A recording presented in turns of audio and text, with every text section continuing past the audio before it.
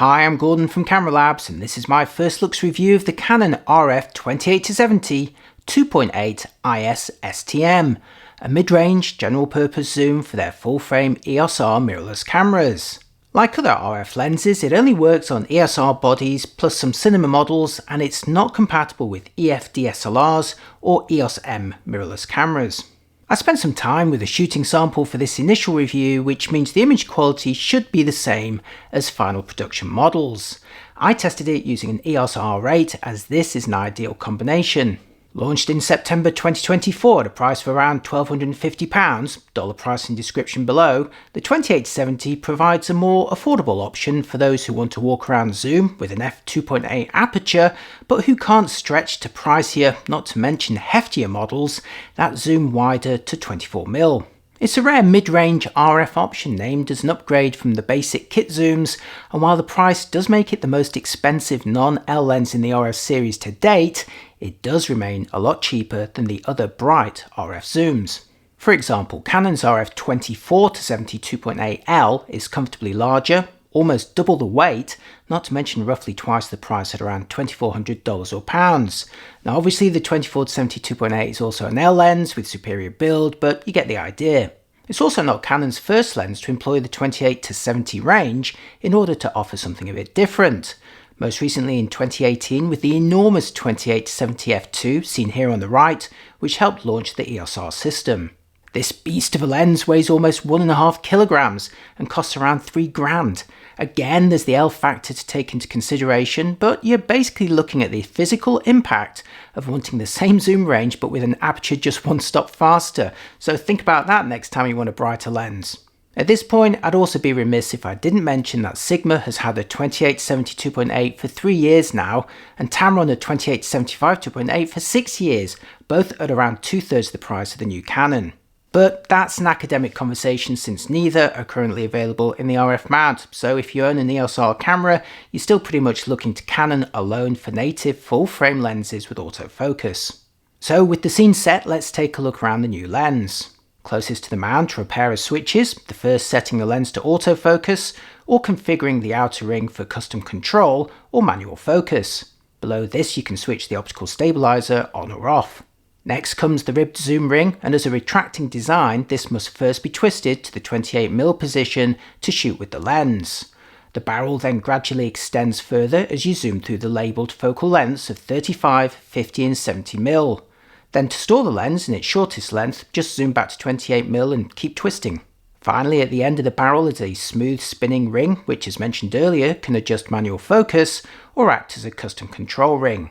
At the end of the barrel is a 67mm filter thread and a bayonet for an optional lens hood, although despite the fairly high price, Canon has continued its unpopular tradition of not including a hood with non-L lenses, so you'll need to pay extra for the EW73D hood, about $35 for an official one or about a tenner for a third-party model.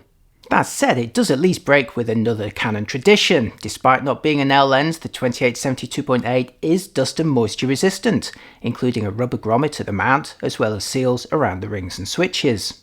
Okay, I'll now demo the range using the R8's movie mode, starting at a mild wide 28, that'll capture most buildings or landscapes, before reaching a short telephoto 70mm for portraits or details. It makes for an ideal range for events. Canon includes optical image stabilization, or IS for short, claiming up to 5.5 stops of compensation for bodies without IBIS like the R8 I used for testing, or up to 7.5 stops for those with IBIS like say the R6 II. Focusing is courtesy of STM motors, which operate quickly and quietly. You can see the lens refocusing on the R8 here at 28mm f2.8 between near and far. Note the closest focusing distance at 28mm is 27 centimeters. And now for the lens at 70mm 2.8, where you can see the focusing remains very quick and accurate. Note the closest focusing distance at 70mm is 35 centimeters. Let's try that last test again at 70mm 2.8 for video with a single AF area in the middle. Here you can see the lens can deliver smooth and accurate transitions between near and far. And also note the new EOS C80 cinema camera in the background. I've got a separate review of that if you're interested. How about focusing on people? Here's the lens at 28mm f2.8 using face detection and the whole AF area on the EOS R8. Now while 28 is not wide enough for handheld vlogging, it's great for presenting pieces to camera from a tripod where you want more of the surroundings. If you're after more separation from the background, here's how the coverage looks at 50mm 2.8. Obviously you'll enjoy greater background blur with a brighter prime lens or indeed the 2870 f2 if you can afford it, but at 2.8 you're still getting some decent bokeh. And finally, with the lens at the long end at 70mm 2.8, where the lens becomes a short telephoto, ideal for closer range portraiture or more concentrated pieces to camera. This is going to be the maximum blurring you'll achieve with this lens and a subject at this kind of distance, and I'll show you a still portrait later. But first, a quick look at focus breathing without body compensation enabled, starting at 28mm and manually focusing from infinity to the closest distance, where you'll see the coverage widen. And next at 70mm, where the view widens again as I focus closer, but not quite by as much as at 28mm. Note that some bodies can reduce the effect of breathing with digital compensation, albeit with a crop to the coverage. Speaking of digital compensation, like most modern lenses, the RF 2870 is designed to use a profile to correct for geometric distortion. This is applied automatically for JPEGs in camera with that option greyed out in the menus, but if you're shooting in RAW, you will need to ensure that your converter is updated for this lens or you're going to see the distortion. Expect barreling at the wide end and some pin cushion at the long end without the profile applied. Okay, now for a distant quality test, starting at 28mm 2.8, and due to my limited time with the lens so far, I've had to swap my usual view of Brighton Pier for this office building, but I have composed it so that details still run right into the corners. Taking a closer look in the middle shows sharp details out of the gate, and closing the aperture down doesn't bring any significant benefits. Returning to f2.8 and moving into the corners maintains most of the sharpness, with only mild improvements to both it and vignetting as you close the aperture down. Next, for the view at 50mm 2.8 and taking a close look in the middle again shows a good degree of detail wide open, with little to no benefit to closing the aperture down. Moving into the corner of the f2.8 sample again shows the details are mostly maintained with only the mildest softening. As you close the aperture, the details do become a tad crisper, but I'd certainly be happy using the larger values if necessary. And finally at 70mm 2.8, where again taking a close look in the middle shows decent detail, and again no real benefit to closing the aperture further.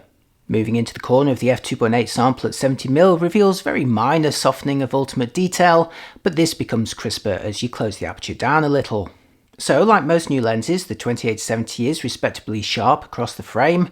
There are some benefits to closing the aperture a stop or two if you'd like the best quality into the corners, but you certainly wouldn't look at those f2.8 samples and consider them compromised. Next, for a quick portrait test at 70mm 2.8, showing the potential as a short telephoto. Here the background understandably isn't going to be as blurred as you'd manage with a longer or brighter lens, but there's still some separation, and if you take a closer look at the subject, there's sharp details too. If you're really into portraits or prefer greater background blur on close-ups, I'd consider the RF 85 f2, but as a compact event lens the 2870 will be fine for many of us. For a closer look at the bokeh quality, here's a quick test taken at 70mm 2.8 from the closest focusing distance. Looking closer at the bokeh blobs, there's very faint outlining and onion ringing visible, placing it roughly between the more obvious artifacts of cheaper lenses and the cleaner blobs of more expensive ones. As I close the aperture down, you'll subtly see the shape of the diaphragm system, but overall the blobs remain mostly circular. So again, I'd say a step up from entry-level lenses, but not as nice as the higher-end ones. Which now brings me to my verdict so far, during which I'll show you some samples taken with the lens. Canon's RF 2870 2.8 delivers a step up over entry-level kit zooms in build, optical quality and potential bokeh, without the cost or indeed the heft of higher-end L lenses. This makes it an ideal option for smaller mid-range full-frame bodies like the EOS R8. But this mid-range positioning also makes it the most expensive non-L lens in the RF series to date, uncomfortably approaching the price of the 24-105 f4L, which for only a little extra gives you a broader zoom range, L build quality and a lens hood. The 2870 2.8 of course counters with its brighter f2.8 aperture, a slightly lower price point and a barrel that's smaller and lighter.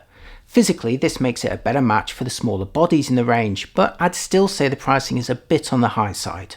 Ultimately, I like the concept of a 2870 2.8, sacrificing some of the wide end to come in cheaper than a 24-70 2.8. But while Canon's costs roughly half that of the 24-70 2.8L, I'd have been happier still had it been closer to $1,000 in price, especially as Sigma and Tamron have done it for around $800. But as we all know, that's an academic argument for now, as neither of them make native full-frame lenses for Canon's EOS R system, at least not yet.